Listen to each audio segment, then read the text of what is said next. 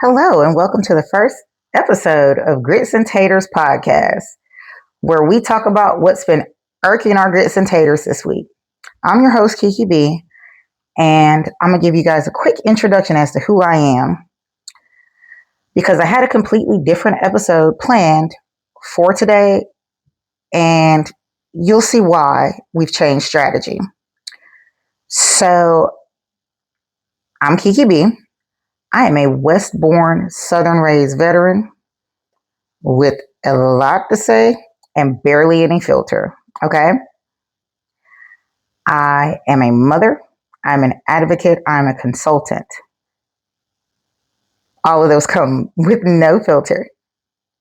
So this is a safe space for everybody, unless you are a bigot, a racist, or someone filled with hate. We do not tolerate that here. Okay. So today's episode was supposed to be on gas and education. I switched subjects because while gas and education are very much important, the literacy rate amongst our children and our adults is very much important. Our staggering gas prices and the cause of their rise is very important, okay? But America has another epidemic that we're talking about in such a plain manner that it seems like no one is actually looking for a solution to this problem. So, America has a lynching epidemic.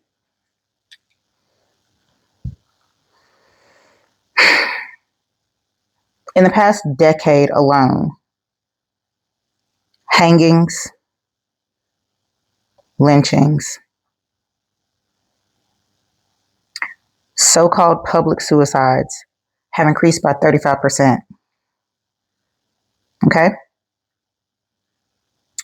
And while the data says that it has increased, anyone who has lived in the South knows that no, this hasn't increased.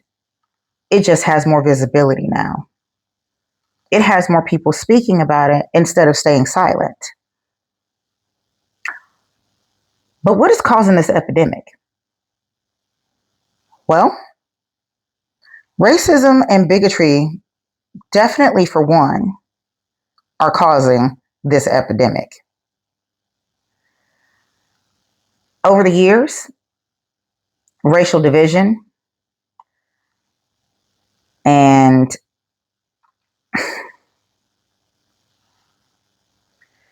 political division have each merged themselves together.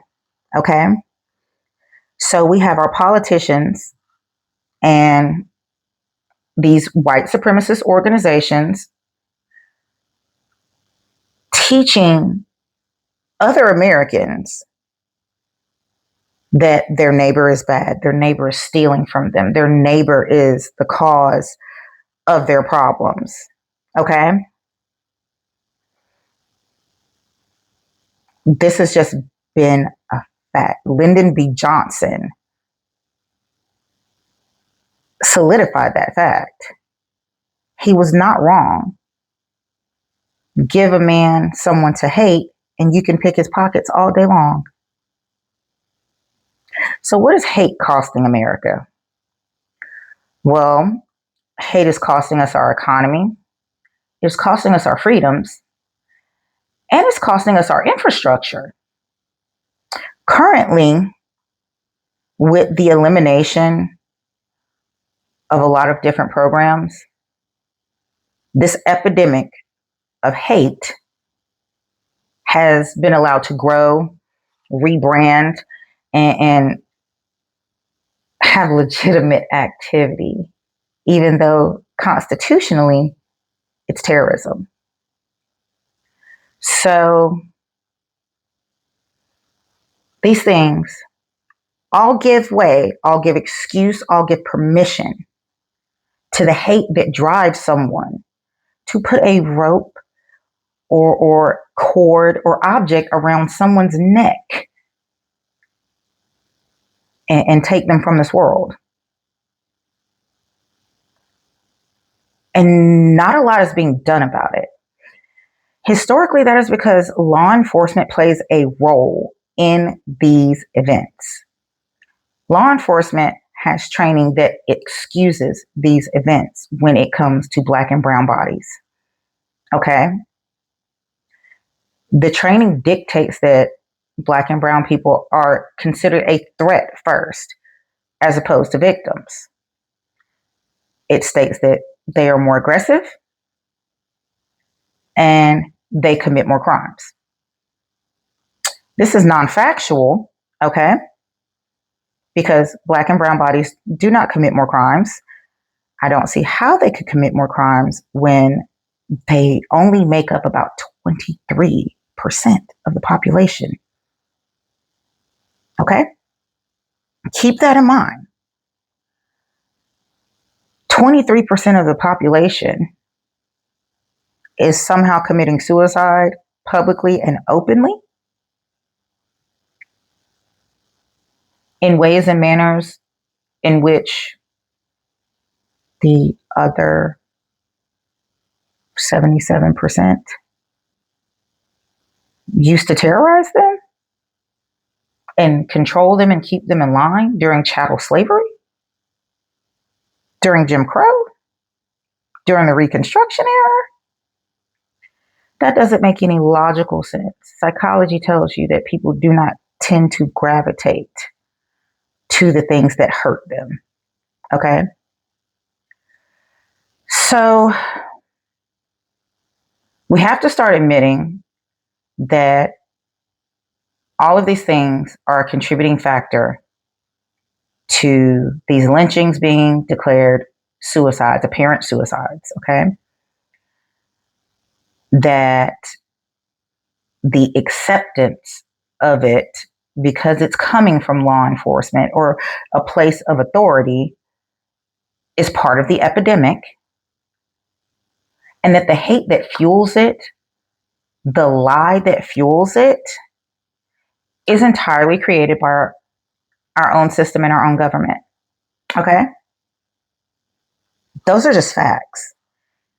It's also one of the reasons why we, as a whole, should break down the myths, the misconceptions, and the lies being told to us that keep us divided.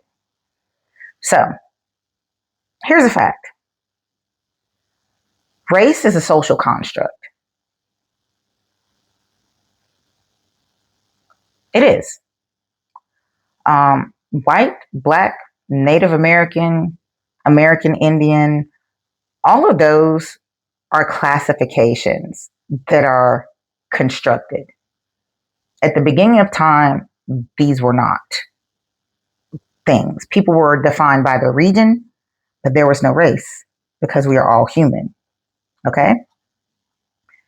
90% of what I'm telling you, you can look up on the Britannica website. So there is that. But no, race is a social construct. We all emphatically are the same race, which is human. Okay? Our different levels of melanin are due to adaptation, regional migration, and evolution, to be honest. Okay? So, why are we exterminating each other? On a whole, why are humans exterminating each other? Power? Money? Most middle-class people do not see the level of power and money that the 1% sees ever in their lifetime, outside of a television screen, a rally that gives them proximity, or maybe a concert, okay? A paid event. These are just facts. So what benefit is it to hating your neighbor if you are a middle class or a lower class citizen.